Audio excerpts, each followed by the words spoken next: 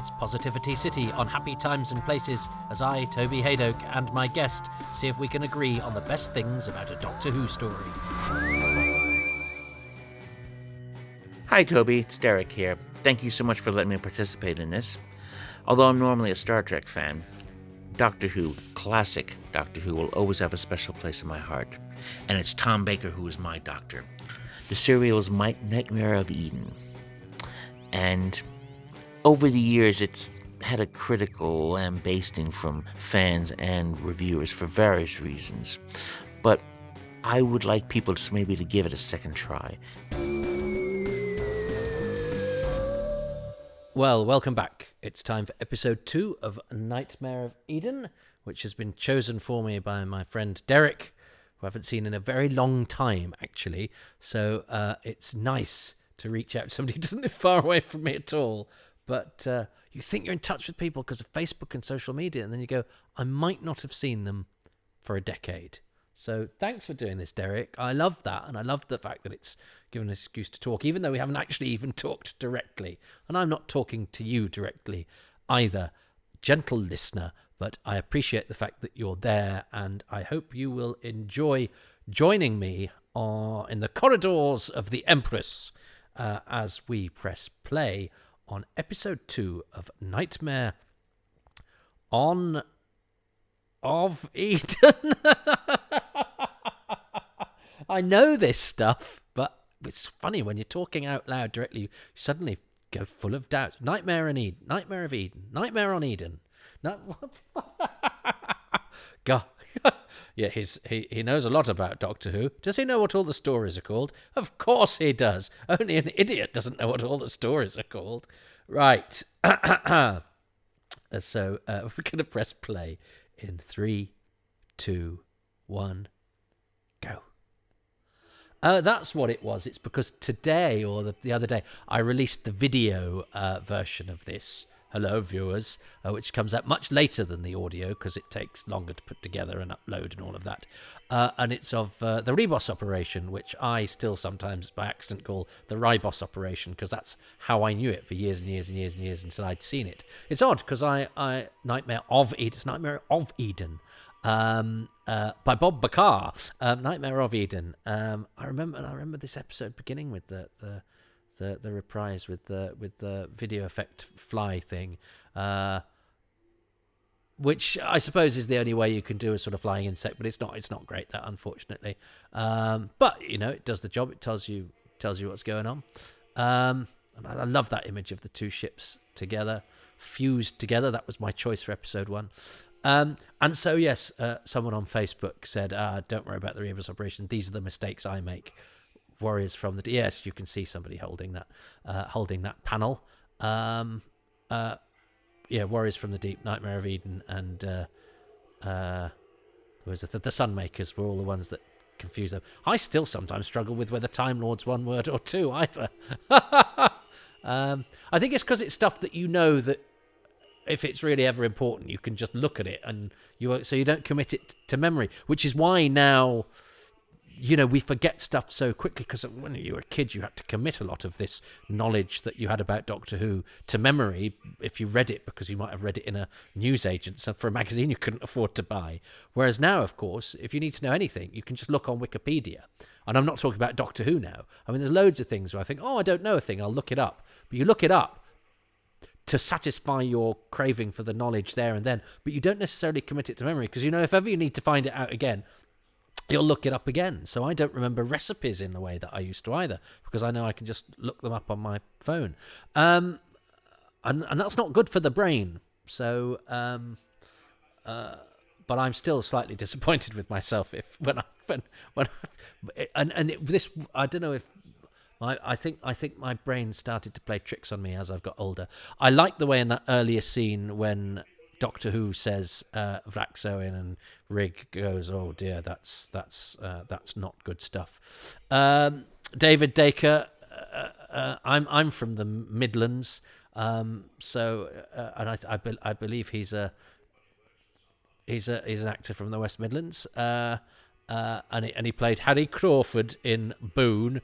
All right, Ken, which was a very popular series. it said starring, because Michael Elphick in Boone, starring David Dacre. And he was also in Z-Cars, and he was in Moonfleet, which we watched as a school serial with Adam Godley, and and he's in The Woman in Black as well, the Nigel Neal adaptation of The Woman in Black that is very good and very scary. And he's great. You need some. He's very down to earth in this. He's very rich and extravagant in The Time Warrior, and it's a gloriously over the top performance. But here he's very straight. As I say, he's the sort of point of view character, which makes what happens to him later all the more surprising. And that's what you need to do when you're acting opposite Tom Baker, I would say, rather than what Louis Fiander does. But again, messing about can be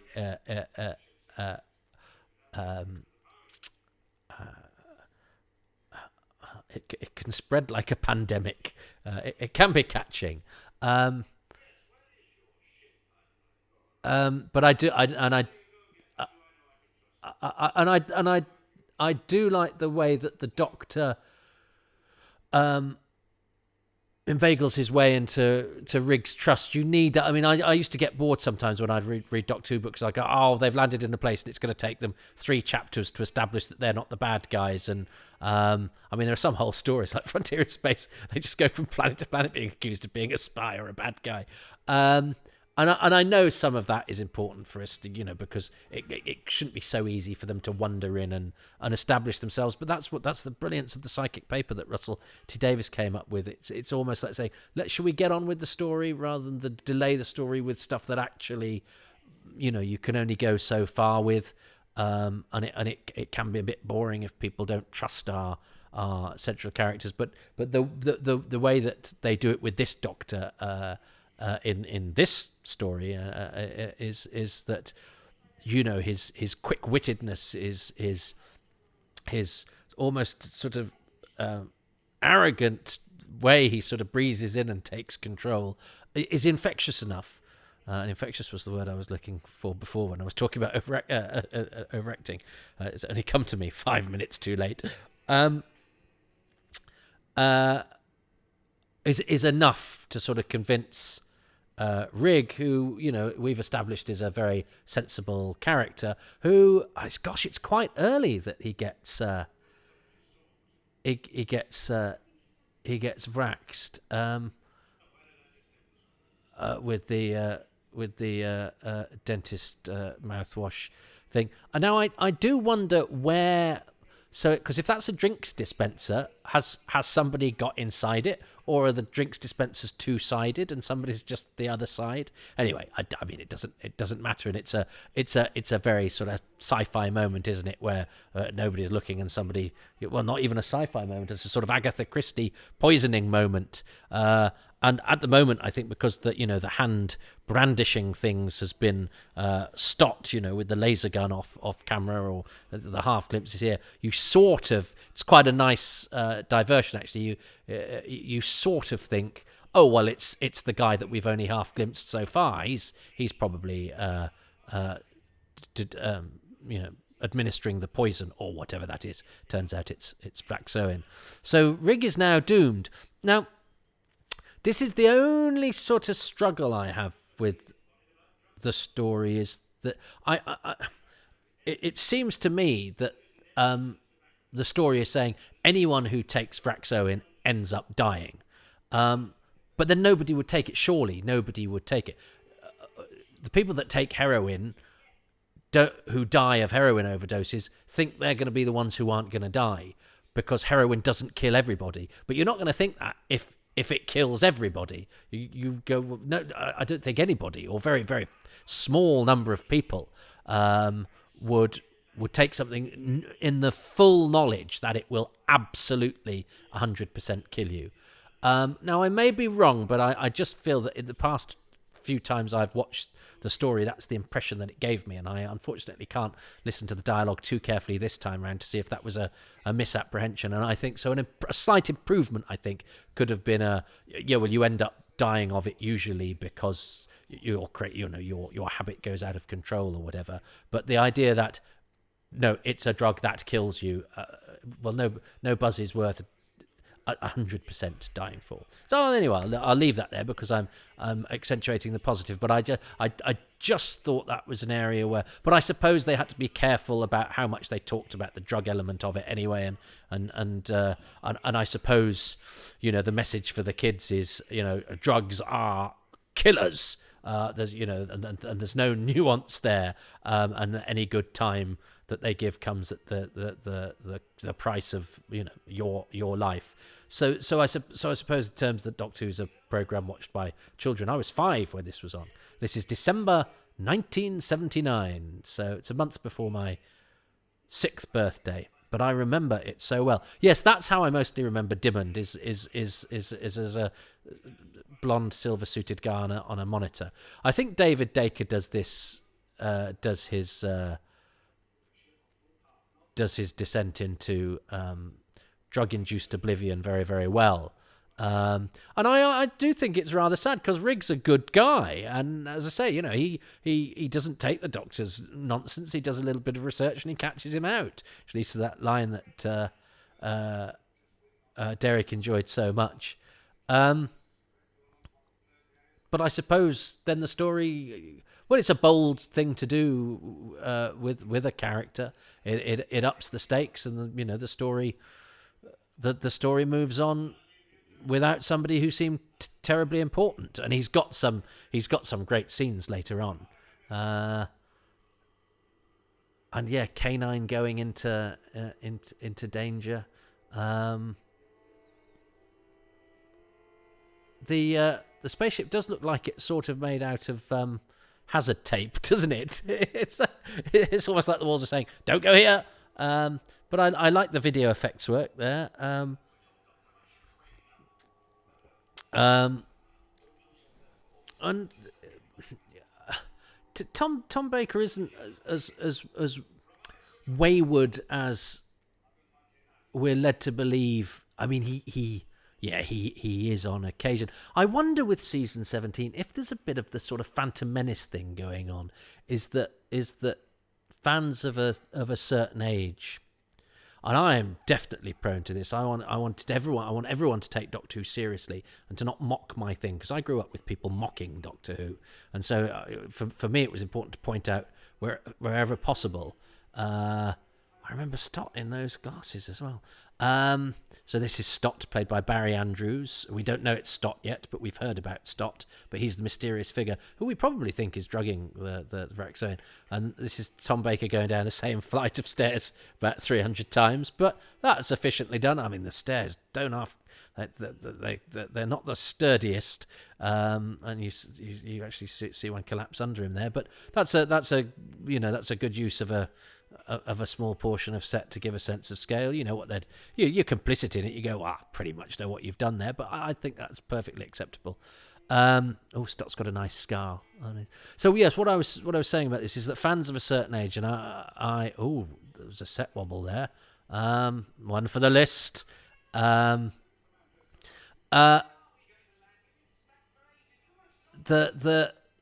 whole thing about Doctor Who, this period being slightly tongue in cheek, and that's very silly. And again, you sort of know it's the same people, but it's all right. It's fine. It's fine. It's quite. I think there's a sort of.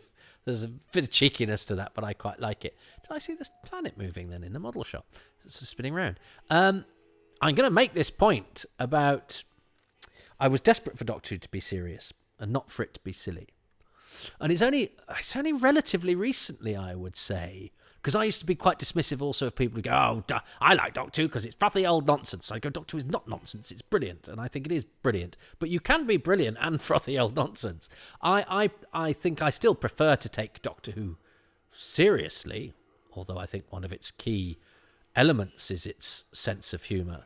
Doctor Who's sense of humour is important. It stops it from being po-faced. And there's a lot of po-faced sci-fi and fantasy about at the moment, and has been, as I think sometimes a reaction to when science fiction has gone camp and silly. But I wonder if,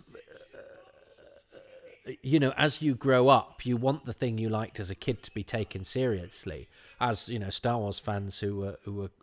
I mean, I don't think the Phantom Menace. I'm talking about the generation I am from, so I'm psychoanalyzing myself, and I'm not saying it's a bad thing or a not understandable thing. Pardon me, but I'm trying to rationalize it. And And I think, we love things like Genesis of the Daleks and the Caves of Androzani because they are serious. But I do wonder now, as I am less actually inclined or bothered about showing Doctor Who to other people and proving to them that it's great, because I'm quite happy to enjoy my things and let other people enjoy their things. I don't quite need to recruit for the cause anymore. Is that, of course, if you showed somebody Caves of Androzani or Genesis of the Daleks, it would look to them very little difference to this. And yet, actually, miles apart from the things that they are like, serious, hard-boiled sci-fi. They are closer to those than other Doctor Who, but they're still miles away. The Ark in Space is miles away from Alien in terms of what it looks like. So you're never going to show a non-Doctor Who fan the Ark in Space and them go, this could almost be Alien. So actually the sort of frothier, sillier, dafter, more tongue-in-cheek Doctor Who, which probably fits in with their idea of what old Doctor Who was anyway, might actually entertain them more than the Doctor Who that takes itself, essentially very seriously. I've only sort of thought of that as I've been watching this, so it might be a half-baked theory. But I always used to think, if I'm to show somebody a Doctor Who, I'll show them the Caves of Androzani. I'll show them the Robots of Death. But they might be more entertained by this because it is terribly entertaining. It's there's not a dull moment in it. It's not slow. And I think all this stuff done in The Void is very, very well, very economically and straightforwardly and simply done. And this video effect stuff that they have here is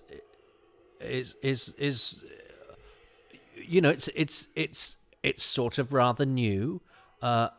You can tell what's going on, but it is slightly abstract. I think the mandrill eyes in the smoke are absolutely glorious. The mandrills come a little bit unstuck. And I like a laser beam. This is the period of straight laser beams coming from the end of a laser gun. And when you're a kid, that's just amazing. And I know American shows could do laser beams better, but I like the laser beams of this period of Doctor Who. He's got fantastic. The actor David Weston described them as boiled egg eyes, and he has, hasn't he?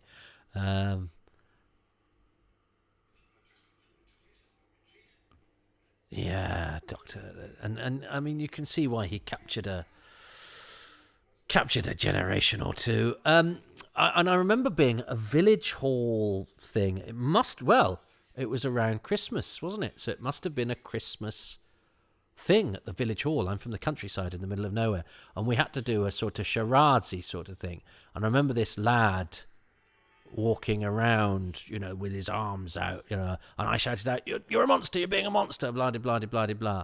And nobody got it. And he went, "I'm being a mandrill." And of course, I went, "Well, I said a monster. A mandrill is a monster." Oh God, I bet I said it like that as well. Awful. And he got a bit shirty with me, and I got a bit shirty with him because he watched Doctor Who, but I probably knew more about it than he did because I was a proper doctor. Oh God, the things we. Why am I still haunted by that? I hope he's grown up to be a happy, nearly 50-year-old man who won't remember that at all. But it was because it was because he was being a Doctor Who thing. I felt some propriety. And I recall I won the raffle at that. I won. I never win things. I won some. What are they called? They're fruit jellies, but they're quite large fruit jelly things that have a sort of crystal with a liquid centre in the middle, and they look much nicer than they actually are. And I remember being really excited that I'd won them, and and they're quite soft and quite sweet and sickly. Anyway, hello, Lewis Viander. I did try to get him for my Who's Round podcast because I did a thing. For some reason, I started searching for people in Australia first. I don't know why. I was living at my friend's house at the time and doing a lot of stuff by Skype, and that's how I got Victor's Ritellis, because I thought, well, I can track him down, because if he's on Spike, he'll be Victor's Ritellis in Australia, and I found him. And so, and I did Ilona Rogers, who was in New Zealand from the Sense Rights by Skype. So I found Lewis Viander's Skype handle, and I sent him a message, but I don't know if he even got it, because it's a quite unusual way of getting hold of somebody. But anyway, I never heard back, so I never interviewed Lewis Viander, and he died a couple of years later. But as I say, seemed quite a Bane man, and there were a few interviews with him online, but nobody thought to talk to him about Doctor Who. They talked to him instead about his illustrious theatrical career.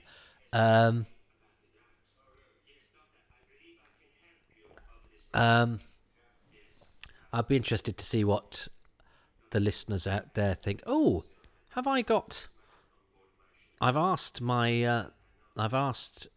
occasionally ask some of the patrons for their theories on the stories I'm about to watch. I don't know if I asked anybody about Nightmare on Eden. And it's interesting, isn't it, that Bob Baker, having always been part of Bob Baker and Dave Martin, is doing this one on his own. And I think to no detriment. I think it's a really interesting script, really interesting story. Bob Baker, who's of course wrote for Wallace and Gromit as well. And here we have Waterguard, Fist and Landing Officer Costa. Landing Officer Costa is Peter Craze, who started his Doctor Who career playing a rather large role in the Space Museum, Darko, one of the lovely young Zerons. Peter Craze died on the last day of last year, sadly. He was a highly regarded drama teacher, a very busy radio actor, and also the brother of Michael Craze, who played Ben. He's also plays the Frenchman in one of the episodes of the War Games, Dupont.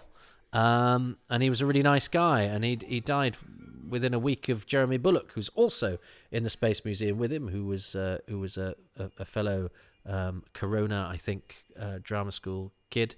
That's where they got the young actors from, and the Space Museum. And Peter, we did get for the DVD commentary of this, and I'm very pleased, because we couldn't get Geoffrey Hinsliff, who was for years Don Brennan in Coronation Street. He's also Jack Tyler in Image of the Fendal.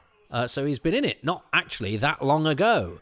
But I think both of these two guys decide to sort of follow Tom Baker's way of doing things as well, and they've both got a bit too much glitter on. Yes, I think they do comedy door acting here. They give it they're playing the sort of slightly farcical element of it. They are supposed to be inept customs men, and so they go for the shall we do hapless running, hapless getting through a door stuff, and again it's this. I think the slightly sort of we're in space, so yes, we'll give them sort of customs officers hats and uniforms and stuff, but we'll make the lining all glittery, because when people are in, because space is quite glittery, isn't it? So that's what people are going to wear in space. I remember that episode ending, and I didn't notice the glitter when I was 5. It all seemed terribly serious to me. So I've been quite picky there, but I think it's the reason I've been picky is because I'm holding my hands up and saying I really enjoy this story, but I'm trying to understand where fandom was coming from when, for many years, season 17 was a dirty couple of words. It was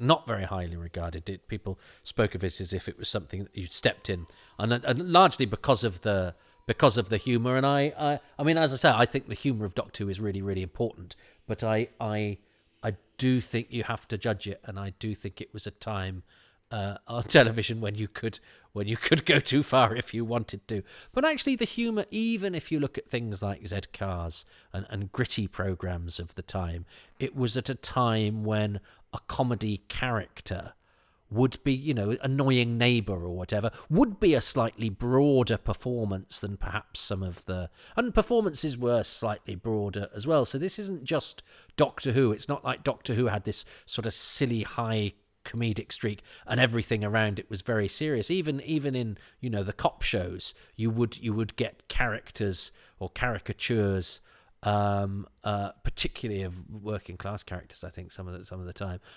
who were played rather, played with a metaphorical hump and twitch or whatever. So that's the other thing, because we watch Doctor Who so much more than perhaps we watch other stuff. When I say we, I mean me.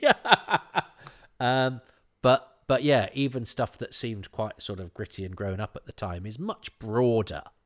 So any broadness in Doctor Who has to be taken in context. And actually, I find it all very entertaining. I think Nightmare of Eden is it's Nightmare of Eden, don't you know? Any idiot knows that. So if you're listening and going, I can never remember what it's called, call yourself a fan. So what am I going to choose as my favourite thing of episode 2? Well, I think... do I just say the drug? Do I just say the drug element of the story? But I do like the fact that the drug is the mandrels, which comes in a bit later. Do I say David Dacre? Because I like David Dacre, and I like the fact... I don't like the fact that he gets drugged and doomed, but it is a very effective sort of twist in the story.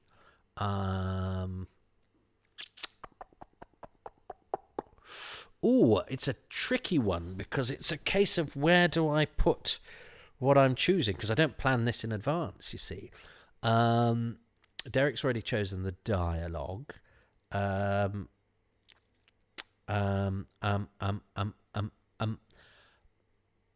Yeah, I'll choose David Dacre as Captain Rigg, just because I think it's a good performance. It's very different to different from his performance in The Time Warrior for the same director.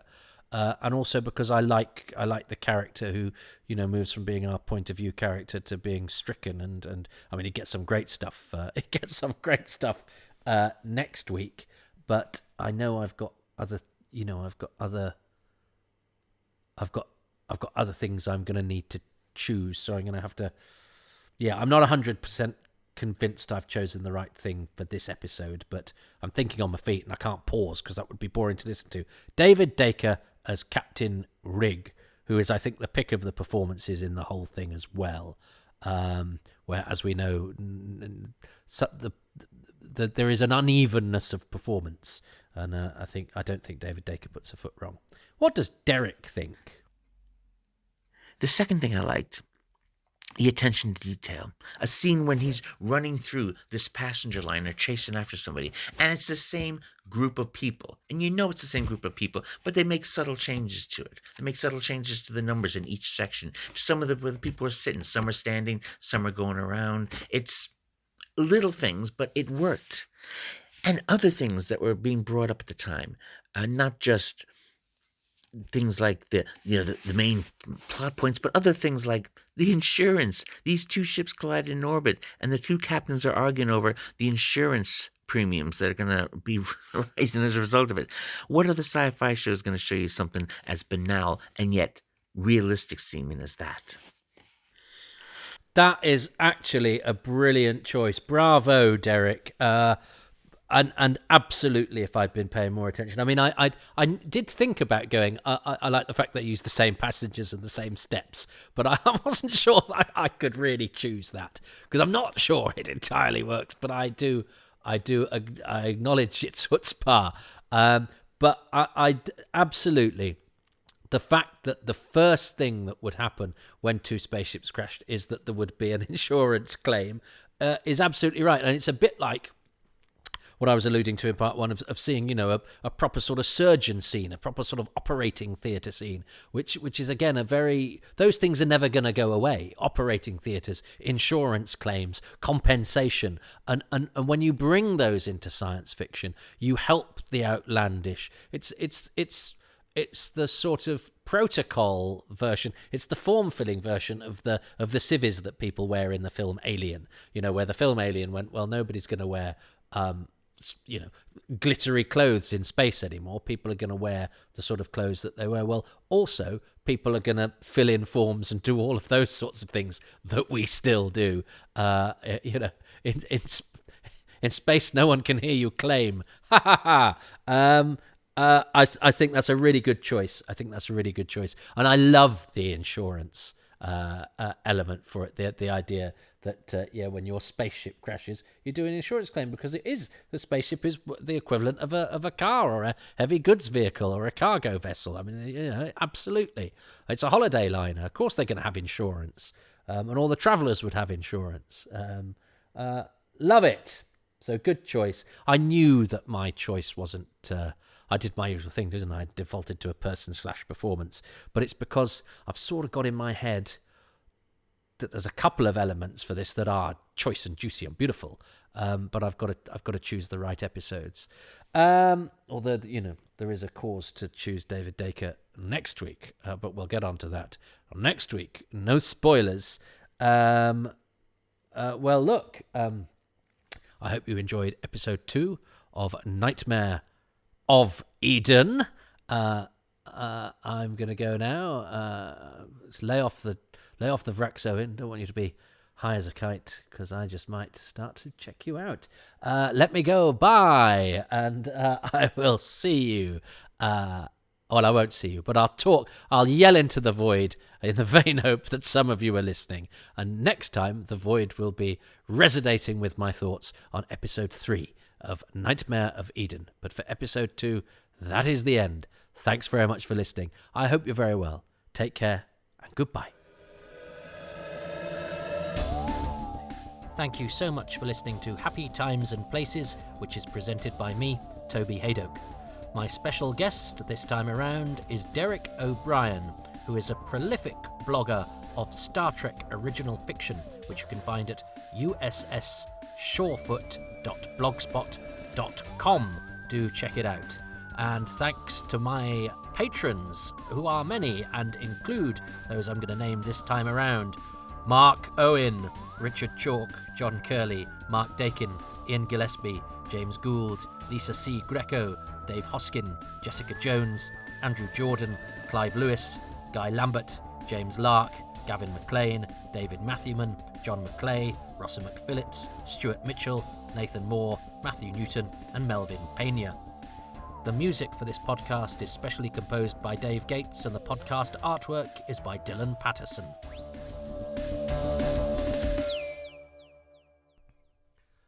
If you want to join that list of names, you can become a patron at patreon.com/Toby Hadoke.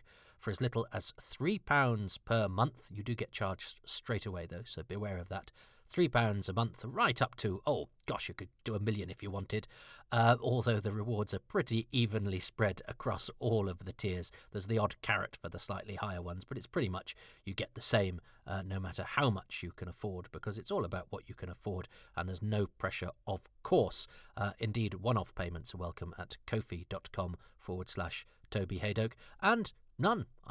I'm very grateful to you for listening. However, if you're not supporting financially, perhaps you could just give me a little bit of your time by going to your podcast supplier and giving this a 5-star rating, and perhaps even a review saying nice things. That just really helps to tickle my algorithms, and boy, they like being tickled. I also have a YouTube channel, which I'd love it if you subscribed to. The video versions of these audio commentaries appear on those eventually, if you would like to see what top I'm wearing or how scruffy my moustache is. I have a website, www.tobyhadoke.com, and also a comedy night on twitch.tv/XSMalarkey every Tuesday night at 8 p.m. GMT. It's me waxing lyrical with 4 special guests from the worldwide comedy scene.